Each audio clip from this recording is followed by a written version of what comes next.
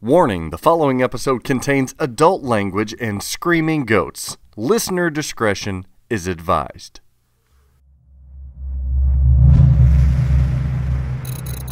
The Pinball Network is online. Launching The Pinball Show.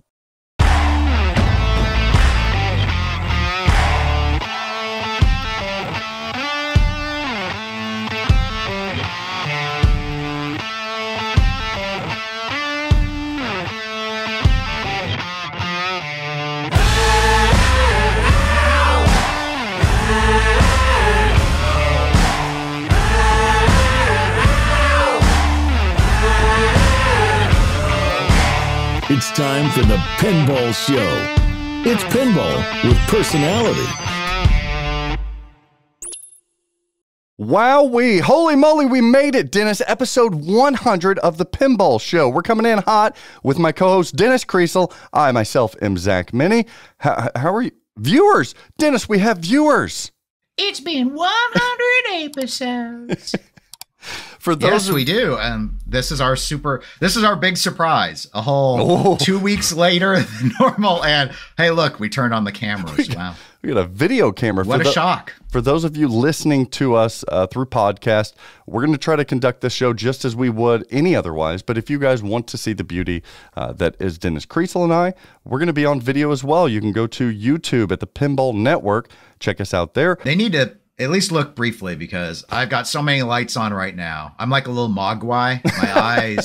My eyes hurt. So this is too early to have this much light. Look, I've got a camera, so I'm going to get you with the water. We'll see if we can make some more Kriesels.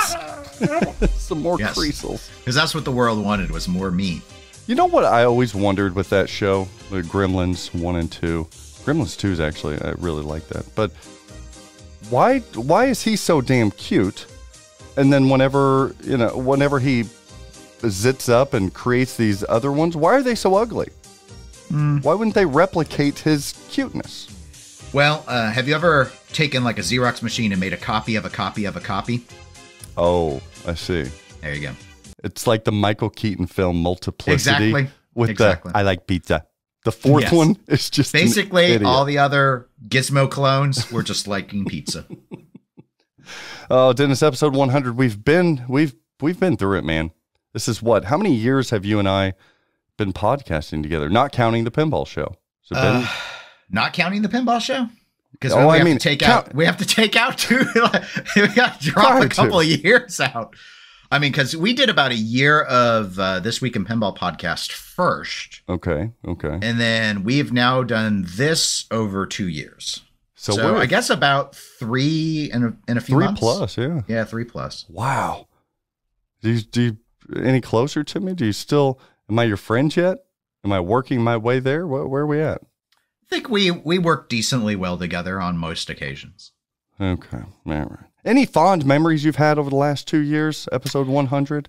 Oh, gosh. Well, I was thinking way back. This is a blast from the past because this was when we still had Ken Cromwell. Oh.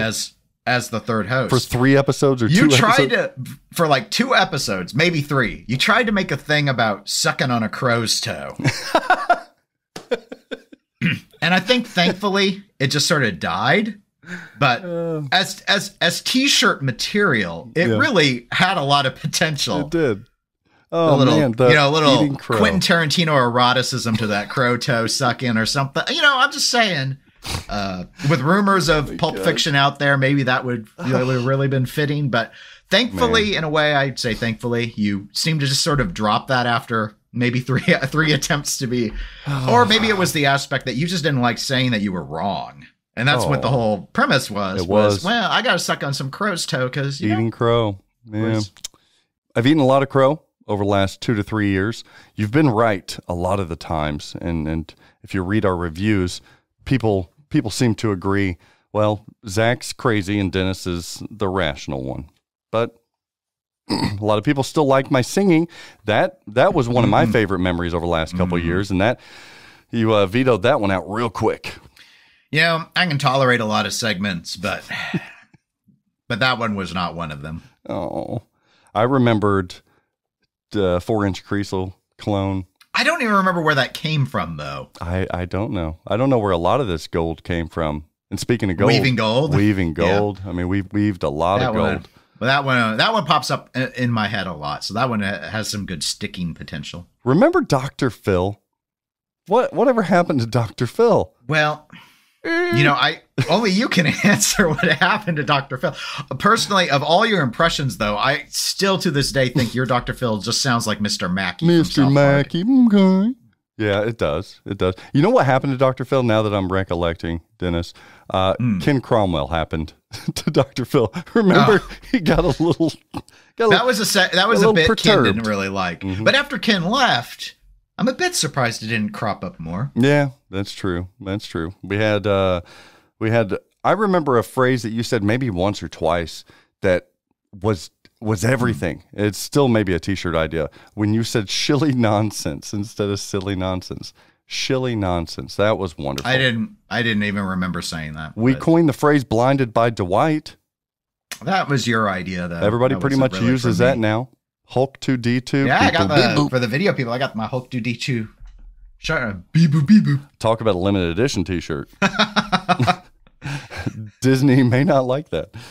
We had we had the Picasso watercolors of Dave Fix. That's the greatest. A lot of people will probably say the greatest gift David Fix has given to pinball is bringing in all these designers in-house to American Pinball. But to me, it was his comments on artists. Absolutely. We've got a lot of people, both enthusiasts that listen to us as well as industry folk. I always love going to shows and having drinks with people who create pinball and them saying how much they listen to our show. That's always been really nice. They even throw out the at this point the coveted line bye. They give me a lot of that. Numbers don't lie. I'm only reporting the facts. We had a lot of that stuff in here. The one I probably get the most, and it's surprising. Actually, this is one I was really surprised had legs. Was Nordman. Oh, Nordman's fantastic. Nordman has surpassed a lot of anything I've ever tried. And the thing was, as you know, Nordman was an ad lib. Yes. Because we had show notes, and so I knew you were going to have a thing about the discussion between Ben Heck and Dennis Nordman on Pinside, and some statements made regarding Deep Root. But I didn't know you were going to have us read different parts of the letter. And I didn't know what Dennis Nordman sounded like. Oh, yeah, that's right. I just did the Batman voice. And then while I was going along, I realized with his name Nordman, I could break it up into being like a play off of Batman. And that's just, this is how it was. It works so well. What about that one? Well, have you seen yet Crudes 2? No, still haven't seen Crudes 2. That was a thing. That was a thing as well. Have you seen any Academy Award winning movies yet? Oh, I've seen Toy Story, and you still haven't seen all of the Toy Story. I've seen the one they're going to make. Anywho, we've had pet peeve of mine. I do not like that expression. You don't like anywho? It's like regional or something. So I always found it super weird. Anywho, no. What do you like? Conversely, just anyway. Alternatively, of course, my verbal tics, I'm always like, so, and then I just trail off and just assume everyone can fill in all the blanks. Subsequently, moreover, in addition. I don't think I'm that verbose normally. I guess some of my word selection is a little weird. I've written too many papers, Dennis. But you claim that I don't do research. What is this? Last week, no, the whole... That's incorrect. You say that market trends... I claim you do not do market trends research. Not proper. You're not doing an actual analysis. You're mostly like glancing at Pinside Marketplace and you just sort of go anecdotally with your gut. What do you have about qualitative research? All the qualitative research when it's available, and it is. And quantitative is superior to qualitative. And numbers can lie.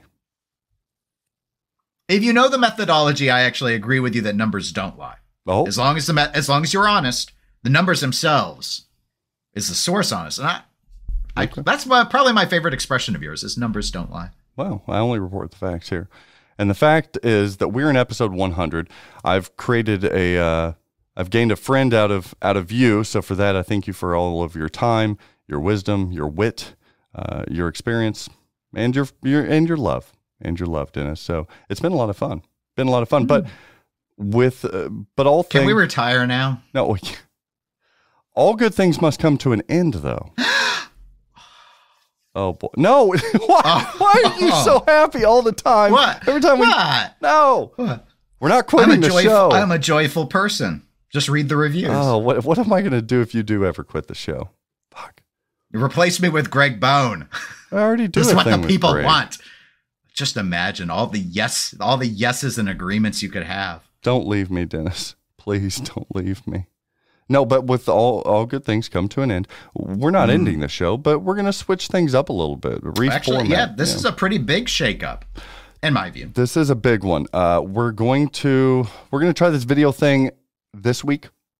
If I'm daunted by the hours it's going to take to edit it, we'll probably go back down to a just audio only format, but we'll see. We'll see. I'm assuming we will go back audio. This is like a special treat sort of thing, but that's not the change that I think is noteworthy. Why don't you note the change that we are making a little bit? Well, we have decided to completely restructure how we're doing the correspondence section. That's right.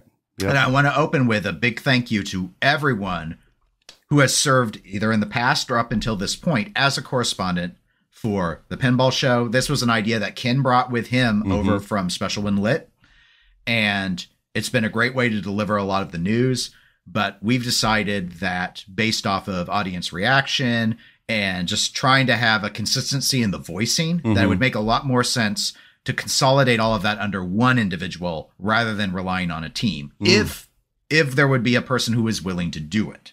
Ooh. And there was. And there is. There will be. Wow. In a world. In a world. Where science meets reason, where numbers don't lie, and where we only report the facts. We want to introduce Craig Bobby as the everyone correspondent. Woo! Craig Bobby coming in as the Pinball news anchor correspondent. Wow. You think he's up for it? You know what? I bet after 3 of them, he's going to regret it. But wow, that won't stop us from exploiting his current glee. That's right. This last week, I introduced him via email to most of the other manufacturers. A little warm handoff there. You can trust this guy, and he's going to create good content to cover your company. So a lot to come from Mr. Craig Bobby, the third wheel of this tricycle. Do we even need a third wheel? I mean, a bicycle's fine. Well, we wouldn't be a tricycle anymore if we lost the third wheel. That's right. Piggyback off of what you were saying, Dennis, personally, thank you so much for the correspondents who spent countless hours and time and research trying to get us the stories each and every week. We're going to reformat, try a little something different here with Mr. Craig Bobby, and we'll see how it goes. Don't fuck it up, Craig. Please don't mess it up. I think we'll kick it over to Craig right now and see what's going on around the industry with news. But first, I almost feel like with all of these golden weaved ideas that we've had over the last 3 years, I feel like we need a new one. And I just, off the top of my head here, I've got all kinds of nuggets. Why don't we go with something that insinuates maybe some sexuality? People love that, right? And yes, they love it. They love that. So I'll ask you this, Dennis. Over the last week or so, you've been playing any pinball games? You've been playing anything specific? And then I'll introduce you to our new quip. Okay. Well, I mean, at home, the most recent game I played was Godzilla. I know that's such a shock, which I played a few games of yesterday before going to a pinball tournament where I played non-Godzilla games. And then whenever you're playing Godzilla at home, how much do you wiggle that game? A little nudge. Do you give it a... I give it a little nudge every now and then. Are you that left out lane's hungry. Are you rough when you play around with your games? Yeah, I like to use a gentle touch. Ooh, you're a gentle touch kind of guy. So you're not manhandling them. You're not getting aggressive. You're not choking the head of that.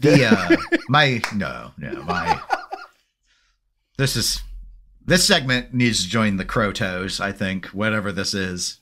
What I'm saying, what I'm asking, Dennis, is when's the last time you really got to tap that glass? Tapping that glass, Dennis. It was tap that glass. You came up with this who knows how long ago, and you have just waited, thinking, oh, this is going to get you a 5-star review on iTunes. Absolutely. It's not. ladies and gentlemen, if you're out there touching and feeling and becoming a one with that machine, you got to tap that glass. Fingerprints all over. I love tapping that glass. All right, Craig Bobby, what you got, bud?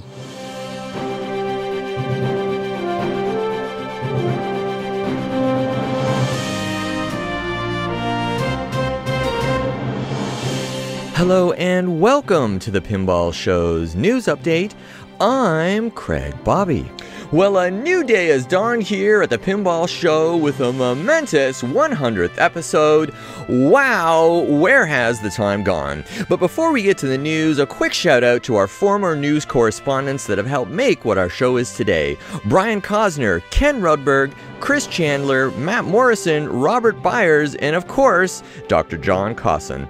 These guys are still very much friends of the show and to us personally and have all been an absolute pleasure to work with, many going back to our Special When Lit days with our then hosts Ken Cromwell and Bill Webb. Their enthusiasm to report on all things pinball and approach the show with professionalism, honesty, and of course fun will remain an inspiration to me as the TPS News Desk forges ahead in our quest to report and comment on noteworthy items in the pinball industry. Thanks again, guys, for all your hard work and continued support of all of us here on the Pinball Show. And with that said, let's get busy and get to the news with so much going on these days in the world of pinball as companies now find themselves on the back end, hopefully, of the pandemic and looking more actively towards satisfying continued skyrocketing demand for pinball and pinball-related products.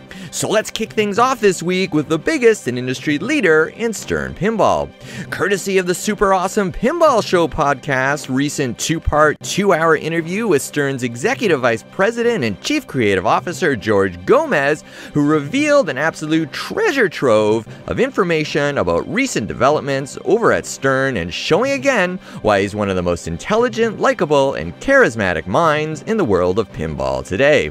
Highlights from the two-part interview included that the recent storm drain flood at Stern due to heavy rainfall in the area only resulted in roughly 6 hours of lost production time, with no damage being done to any games or finished product. George shed some light on Stern's licensing process, in which their team meets every Wednesday as they review up to 60 potential new licenses and themes at any given time for suitability for potential upcoming titles. George confirmed these licenses also include video game-based titles like Halo, Assassin's Creed, Call of Duty, or Be Still My Heart, Zelda, or possibly even Sonic the Hedgehog. More on that potential title in a minute. George was not ruling out the possibility of more Super LEs in the future, similar to Batman 66 and Elvira's House of Horrors. However, he did also say he didn't believe the concept of a high-end pin necessarily translated into a better pinball playing experience, and that the constraints of a tighter BOM or licensing restriction, in his experience, often leads to a more creative process, innovation, and better overall pinball design outcomes, as designers need to work harder to overcome cost or restriction challenges.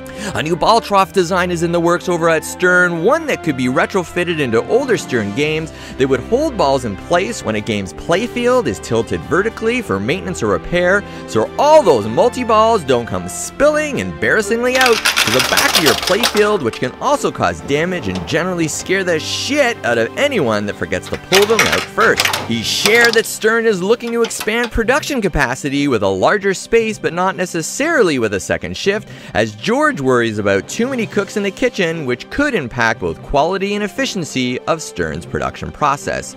And on the much lauded and highly reviewed Insider Connected platform, good news, as new code and updates are coming shortly for their online platform, which will enhance its functionality and begin to introduce new features. Although George didn't mention what features were to be added next, he teased that leaderboards, head-to-head play, operator or location-based quests, automatic logins at home, and so much more are coming across all titles, confirming once again that Stern is all in on the internet-connected platform that will be so much more than Wi-Fi updates and achievements. Stern is now assigned its own design team and division within Stern, created to enhance existing and future games with Insider Connected, and of course to drive additional revenue to the company. And last, George confirmed that Steve Ritchie's rumored title that he was working on over at Stern was indeed trashed by Gomez upon Ritchie's departure to Jersey Jack Pinball. However, Gomez decided to keep the license and design the game himself. Say what? So a new Gomez pin is in the works, and it will be a 3-flipper game. Say So tons of good stuff, as always, brewing over at the Stern Mothership. And as we switch gears now to Stern rival Jersey Jack Pinball, where we have a recent Jersey Jack Facebook post of coils with their Molex connectors being placed out and made ready for some upcoming new assembly for perhaps a certain Disney animated licensed movie theme. Much speculated and talked about Pat Lawlor designed Toy Story pinball machine has been the source of rumor over at JJP even prior to their last release of Guns N' Roses back in 2020. Now, as usual, when these photos are posted, eager Jersey Jack pinball fans scoured the image and circled what some thought was the artwork of Toy Story's Woody character that could be seen hiding between the Molex cables and wrapped around cellophane. Do you see him back there hiding? Yeah. Despite these persistent rumors, the team over at Jersey Jack, including their communications director and former Special Unlit podcast host Ken Cromwell, have been extremely tight-lipped about what Jersey Jack's next title might be and when it may be released. However, recently, courtesy of the Nap Arcade website, we have word that their new title may be making its public debut at the upcoming Pintastic New England show from June 23rd to June 26th. So presumably, we'll see some sort of trailer or teaser prior to that, and yes, Orbital Albert, get ready for more price increases. To infinity and beyond! Quickly before leaving the world of Jersey Jack, we have a new rumor stewing that new Jersey Jack designer Steve Ritchie may have a new title in the works. Rumor has it that the veteran designer and former King of Flow is hard at work on a new music pin of a rock pop solo artist, the most popular guest being Elton John, but you guessed it, we shall have to wait and see. Now on to the good folks over at American Pinball as they hire Home Pin Award winner Ryan McQuaid and designer of the very popular Sonic Spinball, only to have the Sonic the Hedgehog license scooped up by one of the rival competitors, rumor has it by Stern Pinball, potentially proving once again that if there's a major license up for grab, chances are Stern either already has it or is in the process of acquiring it, leaving their competition to scramble in their wake. And David Fix continues to shuffle his deck of cards as American Pinball says goodbye to longtime programmer Josh Kugler as he leaves American Pinball for unknown reasons. Josh was the lead programmer for American's first 3 titles of Houdini, Oktoberfest, and Hot Wheels. Josh will presumably be replaced by the recent hiring of Stephen Bowden going forward. And from one struggling boutique pinball company to another, we have the first Fathom machine from Haggis Pinball coming off the assembly line to much fanfare and a proud YouTube video documenting the achievement. After viewing the video, excited fans waited with much anticipation for the video to end up in the hands of a collector who would hopefully stream the title live for the community to see, but were unfortunately disappointed again as the game ends up in someone's storage locker, reminding me of what happened with the Ark of the Covenant at the end of the first Indiana Jones movie.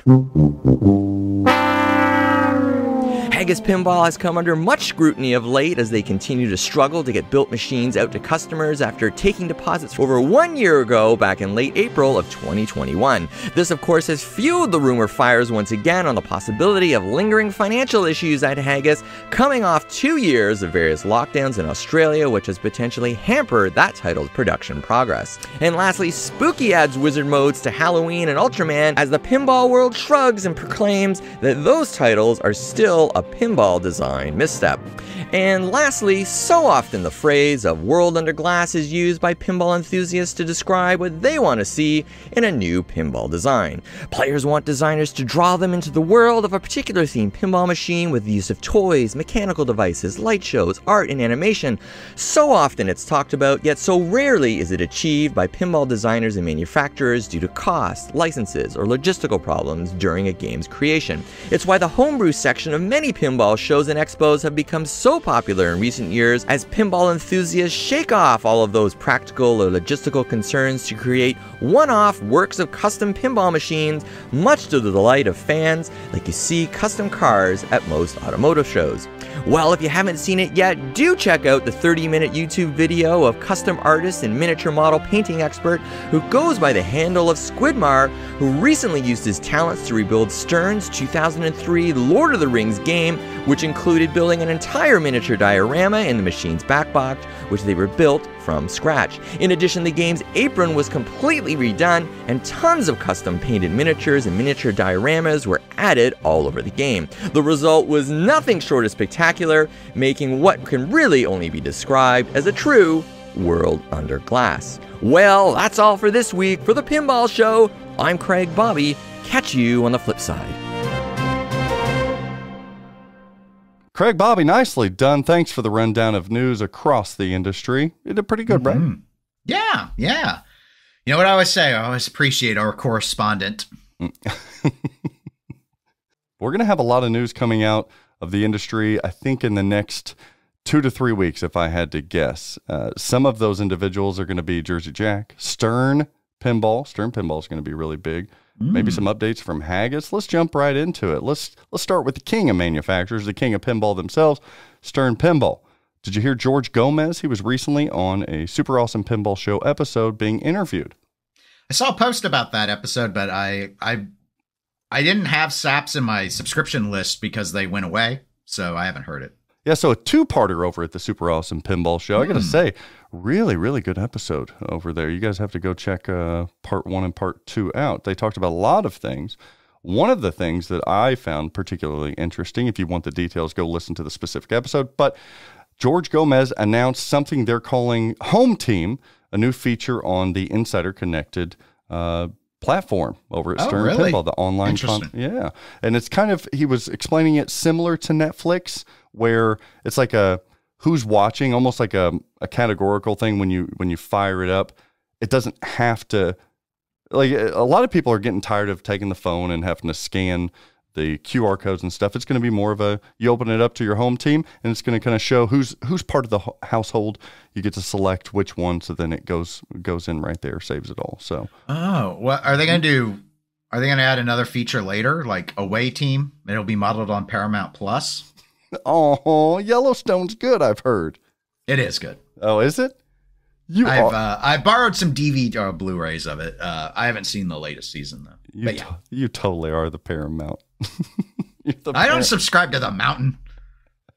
But they got all the Star Trek stuff though. So they're going to try something new with the home team feature coming very soon. He did talk at length about other features, head-to-head play and such, that we'll see at some point in the future. But I'm telling you guys, I've told you all for the last 6 months or so, they are all in more than you'll ever know on Insider Connected.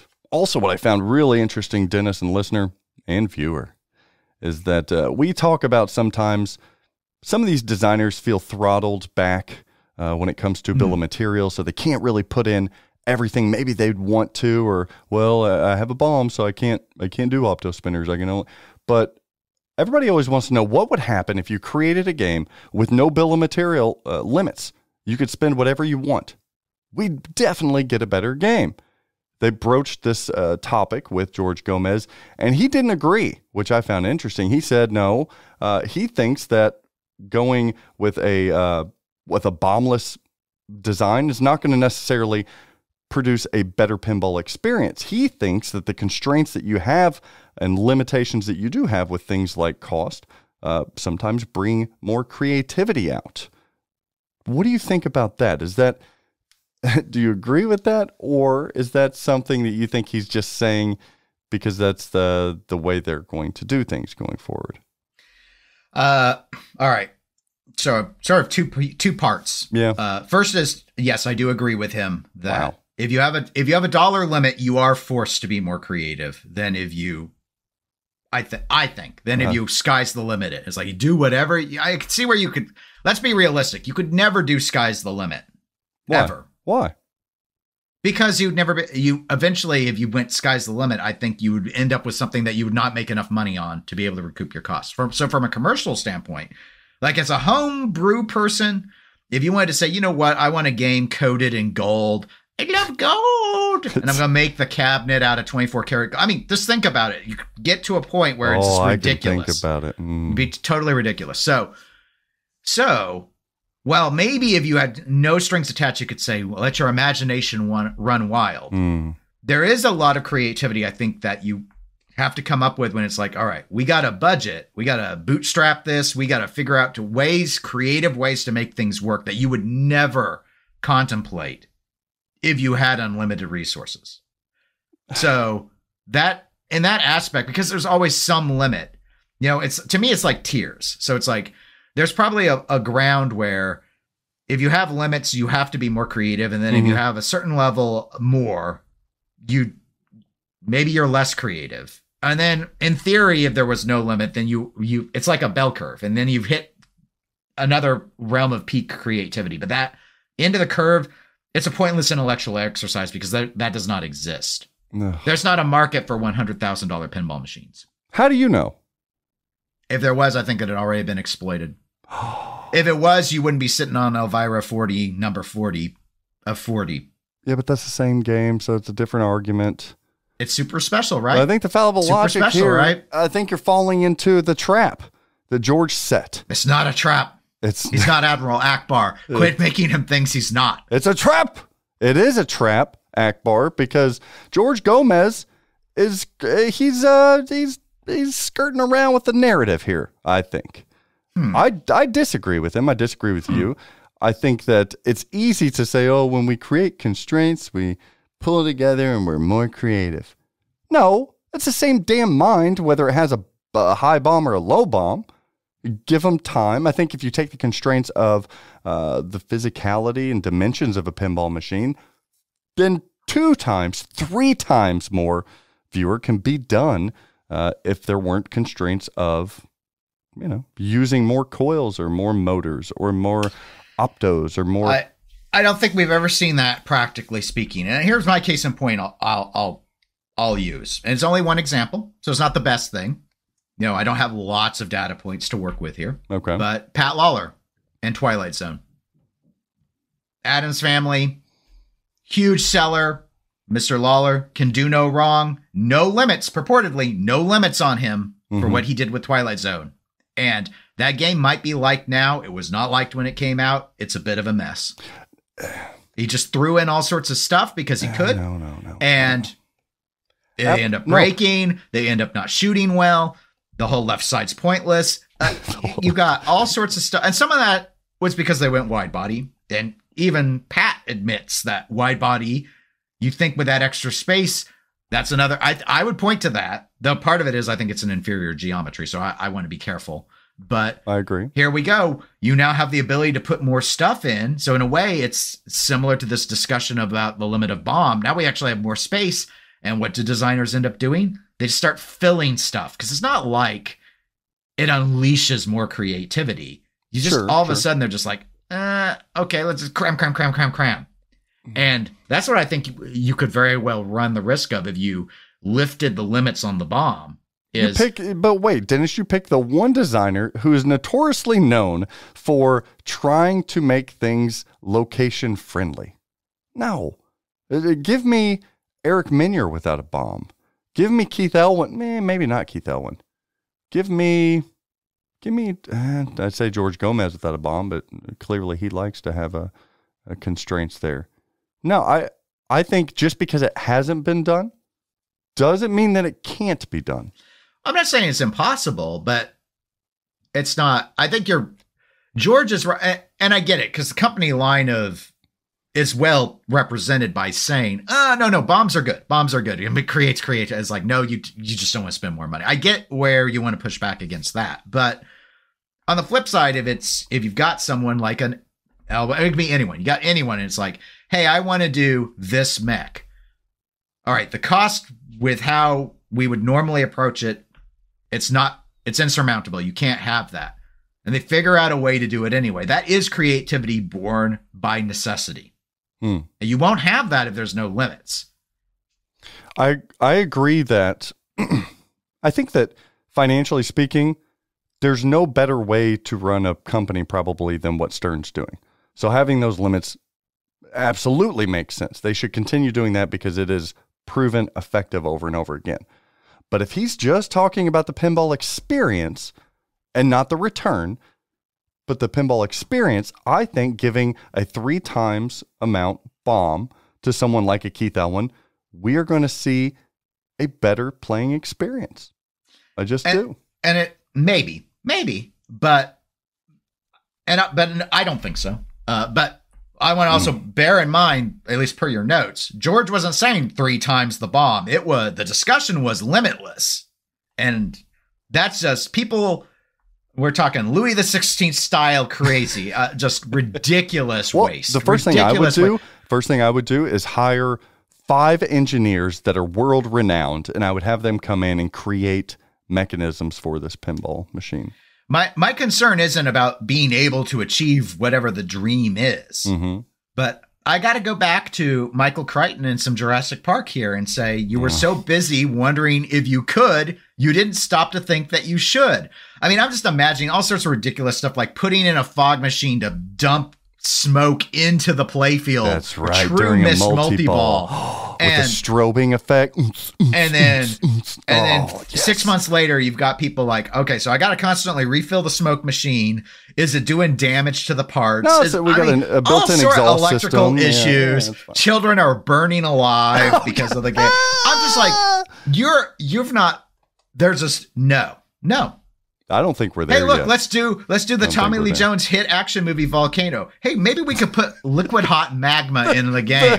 There's no why Volcano. not? Why not? We're being creative here. And Who else was in that? I and the love next thing that you know, movie. dead. Everyone's dead. You're gonna kill people with this. Was Helen Hunt in that too? Who was in that? Who sat alongside? Yeah, I think so. It was. I think so. I know she was Twister. Was it her? No, she wasn't. Yeah, she was in Twister. Was she? No, Twister? it was Anne Hesh, right? Anne Hesh was the love interest. Maybe. The volcanologist. Oh man! Over the last couple of weeks, Stern Pinball seen their own catastrophic event. It wasn't hot magma. It certainly wasn't that. It wasn't an earthquake. It was water. A water break in the city of Elk Grove Village. Dry land is not a myth. Dry land is not a myth! I've seen it! Kevin Costner, Waterworld. They seen a lot of water coming up, and they reported on it. Why, I don't know, but they reported on it, and within 6 hours, it was cleaned up. But I say that because George Gomez talked about on this episode of the Super Awesome Pinball Show that they're looking for a larger factory. We're going to need a bigger space. Maybe that was reference to a rumored Jaws. I don't know. Maybe the water is a sign that Snorks is in production. Snorks. I love that show. Wasn't as good as Smurfs, but it was still good. A larger factory. What if with our limitless budget, we could have a lower playfield that's actually underwater and the ball would be flipped in the water. Wow. And then there Seth would be Davis, let's get on balls. that. New CEO over there. Looking for a larger factory. I can see this. This makes sense to me. Double the production, double the fun, double mint. I mean, it makes pinball. sense as long as, they got to get their supply chain, right? I thought that is the bottleneck the supplies, is the bottleneck the workers? Probably Maybe both. the bottleneck's both. Why not both? Why not both? Why not both? So a larger factory. Are they going to stay in Elk Grove Village? Who knows? Coming soon. We'll see what happens and what kind of delays they're going to be if they find another factory. Holy moly! Maybe they'll schedule it to where if there's more delays still with parts and supplies issues, maybe they skip another cornerstone next year as they transition over to the new factory. If we get rid of both cornerstones and only have one, then it's just a stone. That's right. One boulder. One stone, which is coincidentally more games than most manufacturers develop in a year. So, ouch! Very ouch. Very true. Also, George Gomez indicating that when Steve Ritchie, he did have a designed game. It was a whitewood. It was kind of Steve had confirmed that right after he left. That confirmed. They asked him, "Well, what are you guys going to do with that? You're going to keep it around? You're going to just manipulate a little bit here and there to make it your own?" And George Gomez said they tossed that shit out the window. I'm not surprised. I know they quote unquote had to with Deadpool given Trudeau and what had happened with him, but what designer, even one that's mostly just running teams like Gomez, what designer wants to just clean up some other designer's work? Nothing personal against the other designer, but I think they want to have their creative thumbprint on it, not a creative tweak. Absolutely. So George Gomez is taking over the helm as lead designer for this unannounced future title. So they're keeping the IP, they're keeping the game. They're just redoing the entirety of the design, which, okay, I agree with you. I think that's smart. Do we know? I know what was rumored that he was working on. You know the rumor that Steve Ritchie was working on his last game there? I probably heard it, but I don't remember off the top of my head. Yeah, I won't give it away or anything, but yeah. George Gomez said he's using 3 flippers for this next game. Well, that's sort of a Steve Ritchie thing. 3 flippers. He says he's going to go back to it because he's a 2 flipper kind of guy. Even though he argued my first game was a 3 flipper game in Corvette, sure. It's a great game. But he's had a lot of very famous 2 flipper designs, and his 2 flipper games are the ones, Lord of the Rings, Deadpool. Those are the ones I hear most people celebrate, not Corvette. I was thinking about it the other day. Can a 2 flipper game ever not be a fan layout? Yes. You need to have shots that are really close to the flippers to take away the fan shots. So you get rid of the ability to lay out everything in a fan. In the fan layouts should all sort of have shots towards the mid and back of the playfield. That's your definition. That's right. No, this is the general definition that everyone agrees upon. That I have merely codified. Well, was your fan only this angle of a fan? No. The shots don't have to all be evenly placed, in my opinion. They don't have to all be evenly placed, but the shots should pretty much all be towards the back. So, for example, Deadpool is not a fan layout. The drop bank with Lil Deadpool totally breaks up the fan shot aspect of it. And you can see that with how you feed to that ramp with the whole looper. I'm doing the visually for people. I think that's not a fan. Yeah, it is. No. Deadpool's a fan layout? Nope. Orbit? Nope. Ramp. Those drops are so close. And the way you access the block shot with the katana ramp? Nope. And it's because of that disruption of having such a close bank of targets towards the flippers.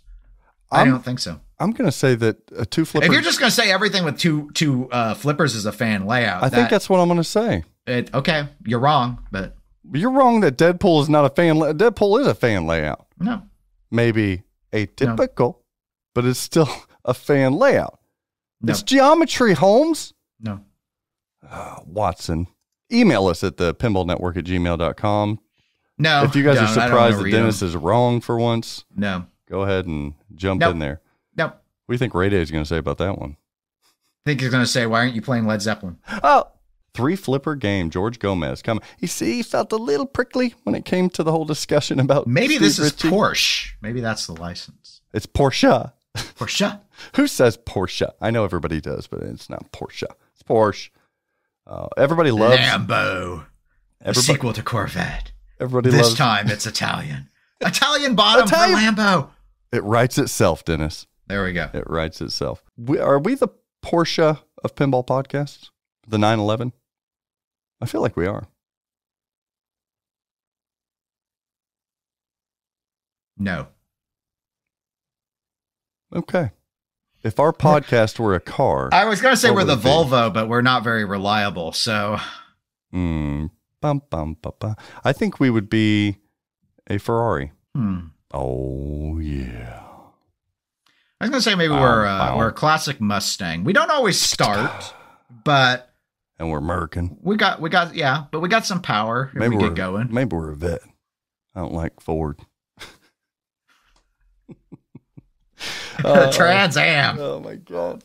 I feel like Stern Pinball is the Chevy or the Ford of pinball manufacturing. And with that, I'm going to give you guys an update, a schedule update on their productions. Everybody loves that, don't they? They do. This last week, they were building Deadpool premiums. We got a lot of those out. Mm-hmm. Finally. Oh, people have been waiting on those. They've been waiting 84 years. Man, they were waiting and waiting. Did you see Knapp got his Deadpool? I did. I saw that the pallet it was on had a broken board. I told them to contact Flippin' Out Pinball. You know that pallet cost me $15. Really? Yeah. Mine had a broken board too. I don't know if we're supposed to. I guess pallet pricing is not a big deal. Yeah. They're going to go after you for that. All the manufacturers charge dealers for every fucking pallet. And you know what's sad? It's not like aluminum cans in Delaware or wherever. I can't return them for I want to fill up like bottle fee? Yes, there's no bottle fee. I've got to pay $15 for every damn pallet. Deadpool premiums are leaving the factory this last week, so they're wrapping those up. The week prior to that was Deadpool Pros, so they did that. There's no word really, viewer, on when Deadpools are going to be run again. It's not on the production schedule for the rest of the year. So, and I know if that you ain't first, you're last. Not everybody was fulfilled from those Deadpool runs this week and last, so might have to wait a little bit there. Next on the line this week, I believe, is Jurassic Park Premium. Now, wait a minute. We were supposed to get Jurassic Park before, and it was bumped back to July. But then, this last week, they told us they were forced to move Jurassic Park Premium back up again. So, yeah, and they also said this run of Jurassic Park Premium is going to be pretty close to the entirety of what they were going to do for July. So it's not like it's, half of or 25% of. They're going to try. They said they may get the whole thing done, but it's going to be the majority of what was going to be allotted for that July run. Now, I said, well, what about Jurassic Park Pros? Are we going to see those as well? They said, no, that's still scheduled for July. So we're going to see those in July. So we're just seeing that premium run getting bumped up right now. And again, no word on additional runs of Jurassic Park Pro or Premium for the rest of the year. It's not on the production schedule. So two of the most popular games, Deadpool, Jurassic Park, may not see them until 2023. They reminded us as dealers that supply chain issues have not gone away. After Jurassic Park, Stern Pinball is going to resume the rest of their May production titles that they already had scheduled, which include Godzilla Pro and Premium, as well as Mandalorian Pro. You're going to get that towards the end of the month into June, because we know for June, they do have scheduled Mandalorian premiums. So one knows that that's going to be towards the end of the month because the premiums are going to be right after it, beginning of June. Let's see what else is in June. Oh, yeah, June, we're also going to get more, shout out to Ray Day, more Rush Pro and premiums. Yeah, those are going to be seeing a June run. And then we're going to see those July runs of JP Pro, and still on schedule for July runs of Godzilla Pro and Premium too. They should just run that every month. They really should. Maybe they don't have all the parts. Maybe they don't. August, that's when we're going to see the Cornerstone. That's right. That's our new Cornerstone. That's Venom. I would guess before that new released Cornerstone in August, we're still going to get some more Star Wars. So the Pro and Premium Star Wars. We're going to get those. Comic edition? No, those are discontinued. So no, just the original, the OG art, which it's so weird that they can still make the comic edition of the home version, but they can't make the comic edition of the... I don't get it. My homie Gomie, I don't understand. I don't know what's going on there. But don't worry, these limited bombs breed creativity. Okay. So yeah, I think with that being said, Star Wars Pro and Premium, I think you're going to see at the beginning of August there. At the end of August, that's when I think we're going to see that new Cornerstone release title. Because then in September, you're going to see the bulk of that production in September of that new Cornerstone title. You're saying you think it's Venom. Yes, that's what I just said. What do you, who do you think's designing it, Brian Eddy? Yeah, that would be my guess. Think they're bringing in a new artist for comic book stuff, or you think they're going to stick with their tried and true Jeremy Packer, a.k.a. Zombie Yeti? I think if it's Marvel, it'll be Yeti. Wow. So, yes. And then what are we going to go with the coder? You know what? Lonnie Ropp might be working on this one with Mike Vinicor helping, kind of pulling a Stranger Thing. Okay. I'm guessing that I think that they're going to stick with Dwight on the next Brian Eddy game. I think that worked well the first time, and they want to continue with that collaboration for Title 2 between those two. So that's what I think we're going to see. I don't know what game, though. Venom would be cool, I guess. But that's been the rumor. Speaking of Star Wars, the home editions, both the original art and the comic art, are going to get another run in October. It's like the fall is prepping for that Q4 holiday season, so we're going to see a lot of home editions coming out. That is Star Wars, as well as the home edition of Jurassic Park in November. So October, November, you see those. And then you're going to get another Cornerstone run or two in October of that new Cornerstone. So they're going to They're going to do those till the end of the year. Along for those patiently waiting for those Elvira premiums in November. Oh. Yeah. People are still rumoring that they're going to cut that entirely.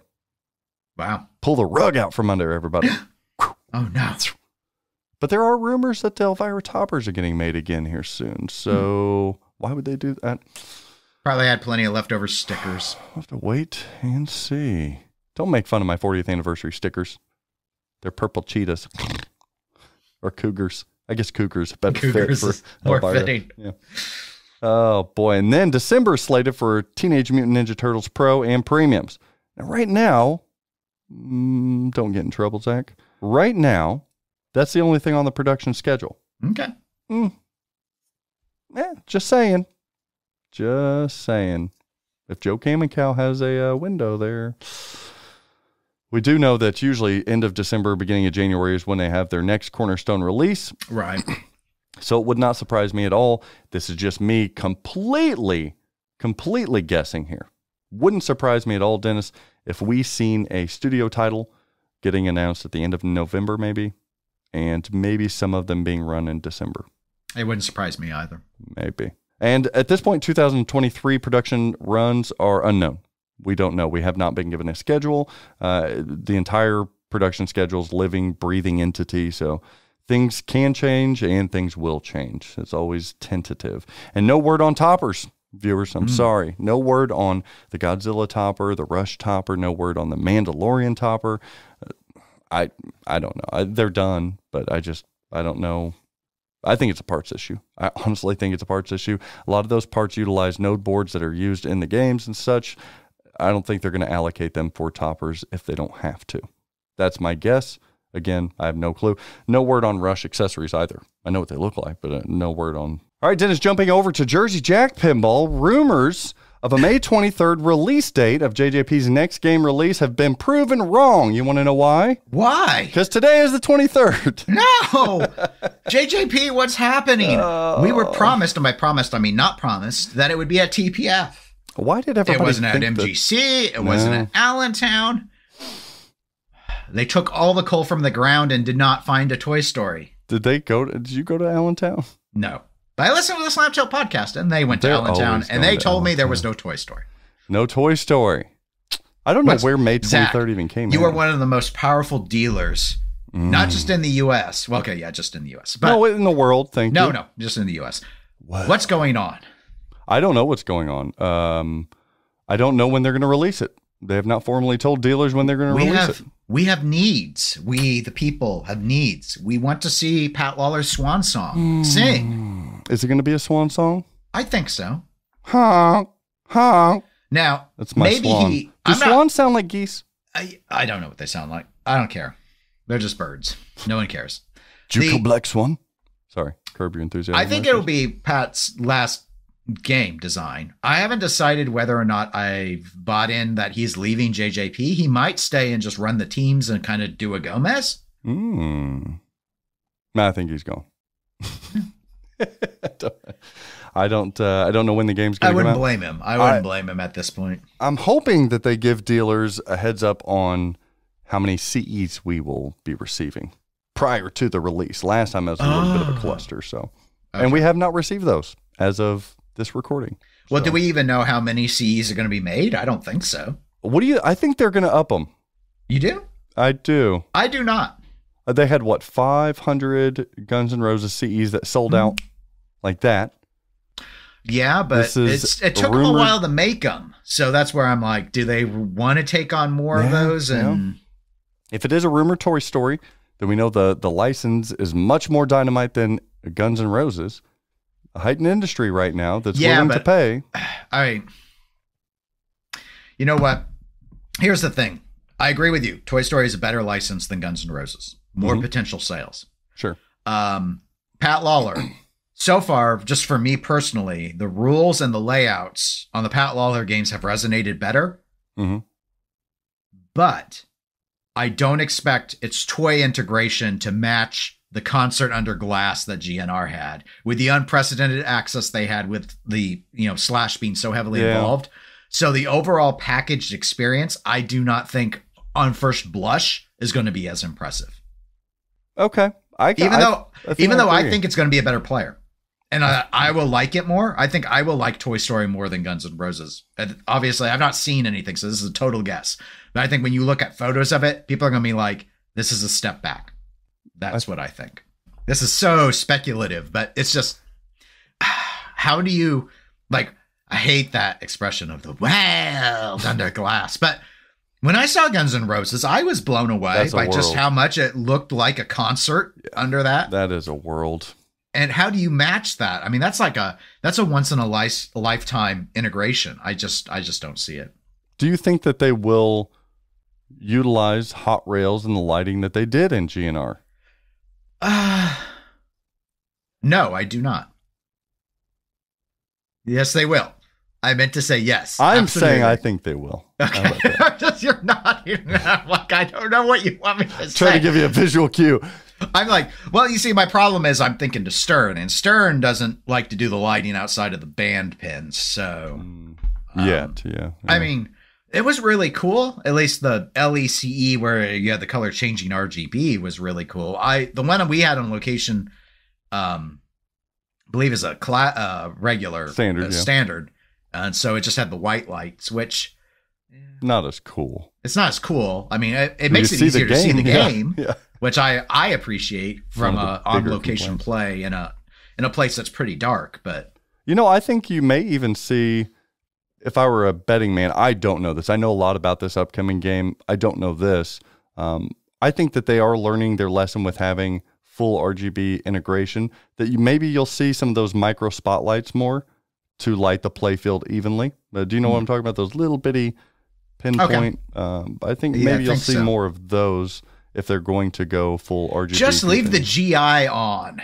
Just have GI. Nah, that's what kind of takes... I don't think we need color changing GI. I'm fine the with old man who yells lit. at cloud. We do not have some basic GI that's just always on and always white and blow us away with the... I mean, this is Jersey Jack. They stick like 600 color changing RGBs in. We can be immersed and still have GI on. I'm fine when they kill the light for effect. But yeah, general gameplay, I don't like a colored I GI. am at the ball's not in play anymore. I'm at the point now when I play even my Sterns. I just turn on the overhead lights now. Yeah. I'm just like, I don't know. I'm going to be mad if I lose the ball over a lighting effect. So I'm totally fine with Dwight trying to blind me. I was going to say with that statement, I don't know how Dwight still likes you more than he likes me. It's ridiculous. Because I'm usually right. We don't have to have the same philosophies on code. Or lighting. Maybe we'll hear from Dwight here very soon. No, Dwight, don't write in. You don't think that the CEs may or may not go up in number? What about pricing? They might. They might go up. I don't see enough. They didn't sell out of the LEs. So how many special editions do you want to make? Price increase though. Yes, I think the price goes up. How much? Sure. Let's say $1,000 on all models. $1 million. Sorry, it's a video thing. So I'll say 1,000. 1,000 on all models. So instead of 11,000 for an LE, you're going to see 12,000. Yes. Instead of 12.5 for a CE, you're going to see 13.5. Yes, that would be 1,000. Maybe even more. No, I'm just saying 1,000. That's my guess. Okay. Well, I know that there is one thing that's leaving the factory and it may not come back, and that is Guns N' Roses. They're doing their last call for the LE Guns N' Roses.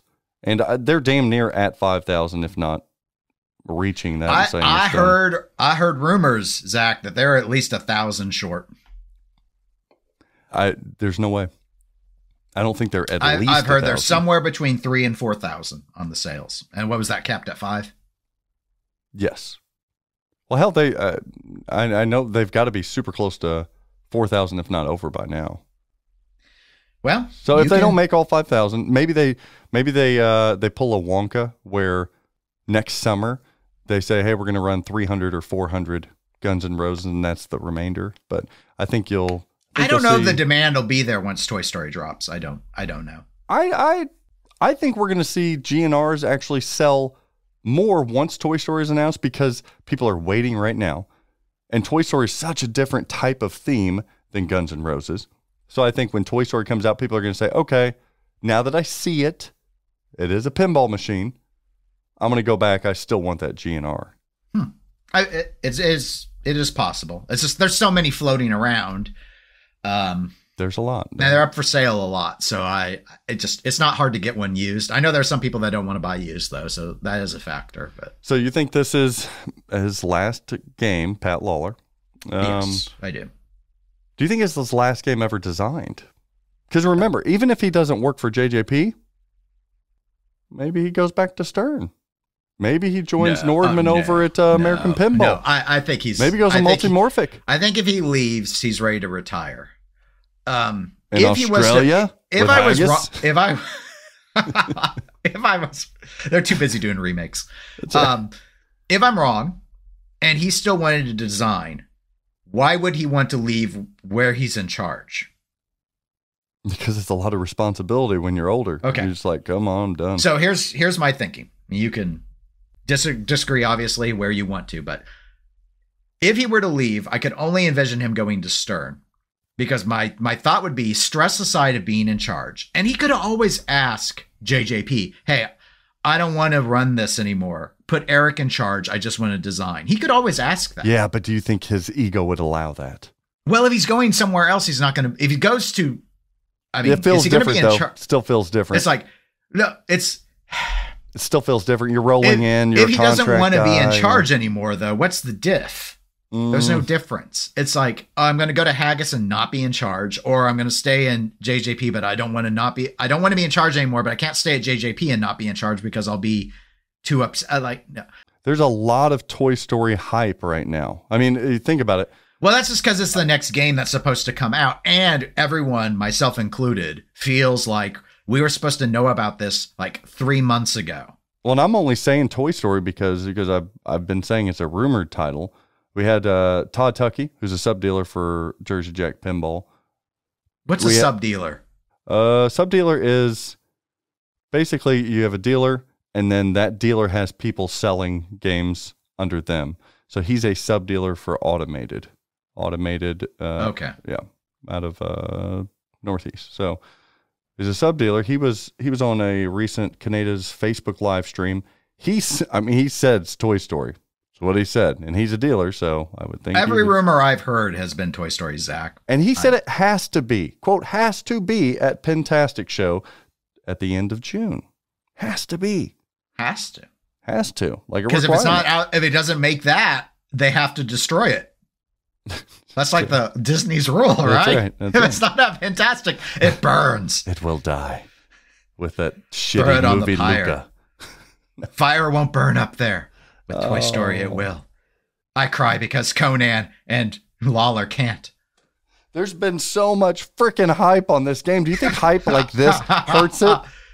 You got Canada screaming every single damn day. It's not as hyped as Wonka was. Oh God! Don't get me. I have not heard ridiculous rumors like it's going to have a different color ball for every mode, and the game will know. Like one of them is going to be made out of steel. One's going to be gold. Like, one's going to be unobtainium. It's going to have an actual crane claw game that you can win an item. Like, come on! It's like Buzz Lightyear will actually move around.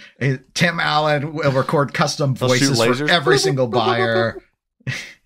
There's been a lot of hype, though. Do you think this hype hinders the release or helps it? So far, I think I'm neutral on this hype. I don't think it's going to make much of a difference either way.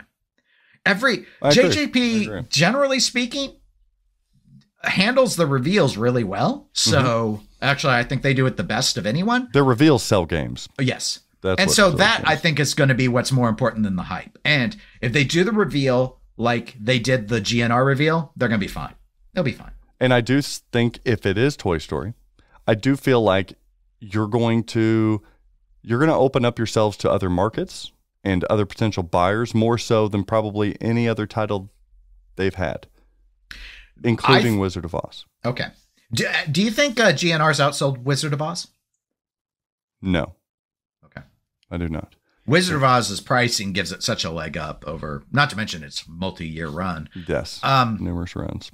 I think the biggest obstacle to Toy Story's success will be if they run into a similar thing that happened with GNR and they're just not able to get the games out And that drags out so long that people see the next Stern or American Pinball or whatever, and those dollars start to, because you know how this hobby is. People get frustrated and fickle, and they'll move their money to the latest new thing. If they're no one wants to sit and wait 5 years for a game. That's not how this hobby, people aren't used to it. Especially people outside of this hobby. Yeah. It's, well, because what else is like that? And while we still have, as Gomez noted in his Saps interview, well, there are still supply chain issues. So much, like baby formula aside, so much of everything else has recovered that it's like, and again, you know, I won't prattle on about it, but one of my other hobbies is wristwatches. A lot of that supply chain stuff is resolved for them now. The Swiss are putting out their products again. Fully? So not fully, but enough that used prices are coming down below the retail 80%. Prices. Yeah. Huh. So. I will say that I recently had a family come into the showroom at Flipping Out Pinball and check out some games. And a lot of the games they were interested in, Dennis, I said, they're back ordered. And they were like, oh, so we can't get them? You can, but we're looking at 2023. Their jaws dropped. They couldn't believe that you would have to wait that long for the price that these things are. And then they said, well, what about pre-owned, like gently pre-owned? And I said, you know, we can get you some. There are some, but they were like, well, the price is about the same. And I'm like, that's just kind of the market. If anything, that's a nice price because sometimes the market pulls more in as a used game because of demand issues. People are so surprised by, because I think hype is not great for a game. I think the reveal sells games. I think you're going to bring in a new audience with a lot of families, a lot of younger people buying, if it is Toy Story, buying it because of that. But at the end of the day, everybody's like, what's it going to have in? Guys, I mean, for me, it's still Pat Lawlor. We know what Pat Lawlor, he's given you 2 examples of what he does. I think we're going to be getting, and this is, I have no clue, we're going to be getting a lot more of that if I were to guess. And anytime Disney is your property that you're working with, I'm always hesitant. I'm just always hesitant. Maybe I shouldn't be, but I am. I'm mostly, I mean, that's fair. That's a fair thing because it just depends. I mean, we've seen, like, if it's not a movie or TV property, like when they did Deadpool comic edition, they had flexibility. And I don't know how much control, like, does Disney have much say when it's just, or is Marvel Star Wars still standalone? But no, yeah, that's the thing. That's the thing I'm thinking of is what video are they going to have and what limits on the art are these going to look like lunchboxes? Not the gameplay. Lawlor, I think, will deliver on the gameplay, but I do agree with you. I don't think hype is healthy for games because I think it's next to impossible to ever even live up to the hype. Especially as the popularity of said license goes up. I think you're much better off as a manufacturer if your game is downplayed before the reveal. And then when people see, and my case in point is, look at Godzilla. Yeah. A license a ton of people Iron don't Maiden. care about. They know about, but they don't care about. That game, when people got to experience it, experience the sounds, experience the look, and experience the rules, there's no going back. That made it what it is. And it's not all just Elwyn. Like people, well, it wasn't my favorite Jeremy Packer art package. People loved the art package. People loved how the game sounded. It just...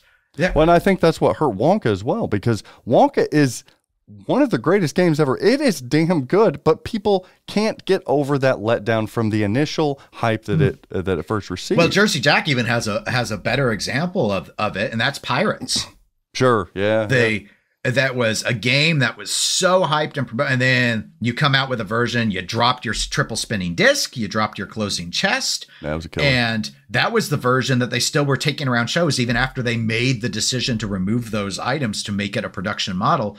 And yeah, people ended up, who played the game said it was a great game with those changes that they made, but the blowback on that you couldn't live up to your own hype.